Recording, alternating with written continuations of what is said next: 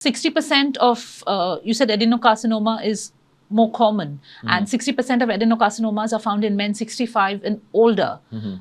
Can it also be found in younger men?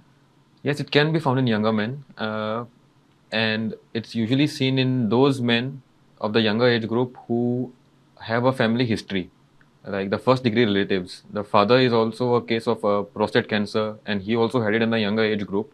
Okay. So we suspect that he probably may be having a genetic mutation that has been passed on Okay. to the patient.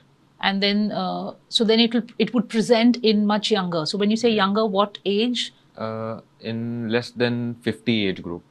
Okay. Then it's better to get them screened for a genetic mutation called BRCA, BRCA.